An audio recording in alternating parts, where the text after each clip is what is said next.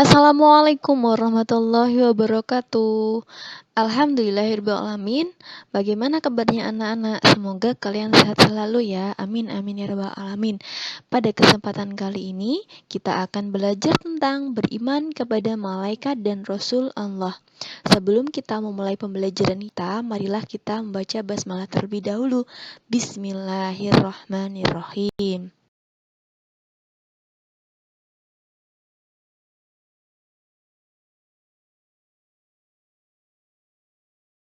Iman kepada malaikat. Beriman artinya percaya.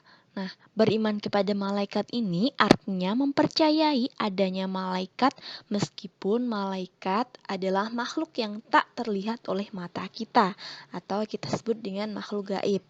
Nah, malaikat ini diciptakan Allah dari nur atau kita bisa artikan dengan cahaya. Ia tidak makan, tidak tidur, dan tidak memiliki hawa nafsu seperti manusia. Malaikat selalu bertasbih mensucikan Allah setiap hari, setiap siang dan malam dalam kehidupannya. Nah, jumlah malaikat yang wajib kita imani ada 10. Berikut adalah 10 malaikat dan julukan atau nama lainnya serta tugas-tugas masing-masing. Yang pertama, malaikat Jibril. Julukannya yaitu Ruhul Kudus. Beliau ditugaskan menyampaikan wahyu kepada Nabi dan Rasul utusan Allah. Kemudian yang kedua, malaikat Mikail. Memiliki nama lain yaitu Karobiyun. Tugasnya membagi rizki kepada semua makhluk. Yang ketiga, malaikat Rokib. Nama lainnya yaitu Kiroman.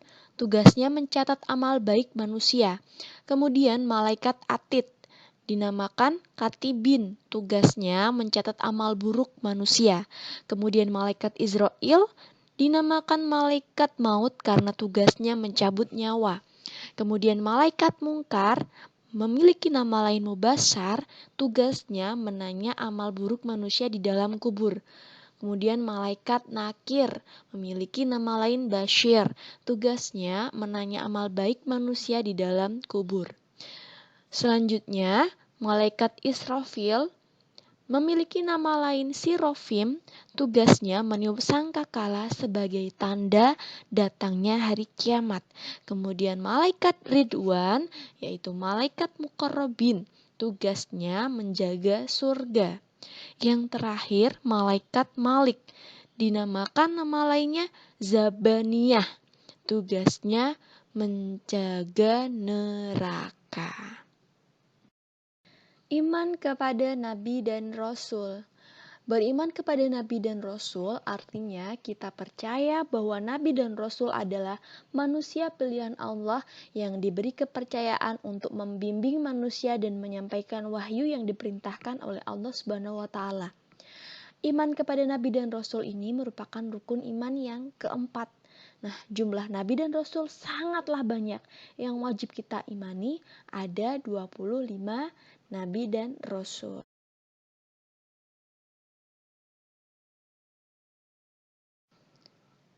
Perbedaan Nabi dan Rasul. Nabi dan Rasul memiliki perbedaan ya. Yang pertama, seorang Nabi itu menerima wahyu untuk dirinya sendiri. Namun Rasul menerima wahyu untuk dirinya dan disampaikan kepada umatnya. Kemudian, seorang Nabi belum tentu seorang Rasul, tapi seorang Rasul pasti adalah seorang Nabi. Kemudian Nabi yang pertama adalah Nabi Adam alaihissalam, Rasul yang pertama adalah Nabi Nuh alaihissalam. Kemudian Nabi jauh lebih banyak sedangkan Rasul jauh lebih sedikit. Seorang Nabi mendapatkan wahyu hanya melalui mimpi dan seorang Rasul menerima wahyu melalui mimpi dan secara langsung dengan malaikat. Kemudian ada Nabi yang dibunuh oleh kaumnya sedangkan Rasul diselamatkan oleh Allah dari percobaan pembunuhan yang direncanakan oleh kaumnya. Seorang nabi memiliki 3 sifat wajib yaitu sidik, amanah, fatonah. Kemudian Rasul memiliki 4 sifat wajib yaitu sidik, amanah, fatonah, dan tabligh.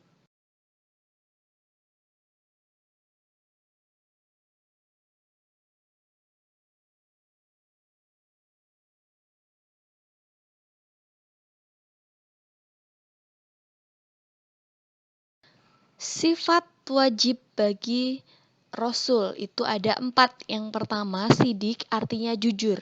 Seorang nabi dan rasul tidak mungkin bersikap bohong. Nah, kemudian yang kedua, amanah artinya dapat dipercaya. Kemudian fatona artinya cerdas, dan yang terakhir yaitu tablik artinya menyampaikan. Nah, di sini kalau sifat wajibnya bagi nabi hanya sampai fatona saja, sedangkan rasul sampai tablik. Kemudian sifat mustahil bagi nabi dan rasul. Yang pertama, kizib artinya bohong. Yang kedua, khianat artinya tidak dapat dipercaya. Kemudian yang ketiga, baladah artinya bodoh. Yang keempat yaitu khitman artinya menyembunyikan.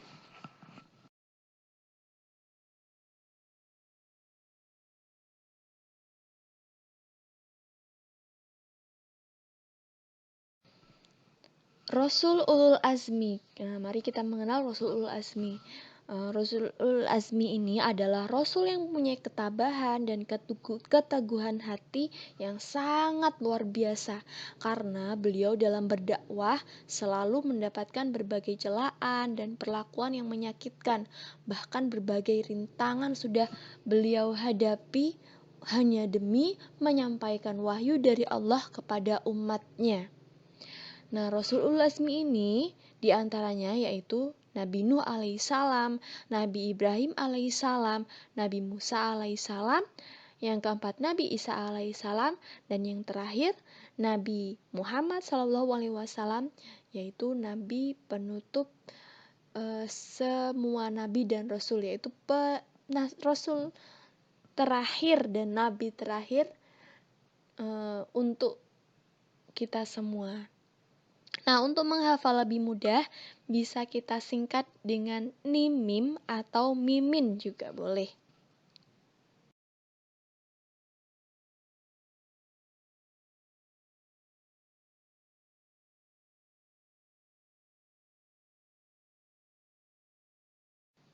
Nah, anak-anak, mungkin cukup sekian penjelasan dari Ustazah. Semoga bermanfaat bagi kita semua ya. Nah, Ustazah akhiri. Wassalamualaikum warahmatullahi wabarakatuh.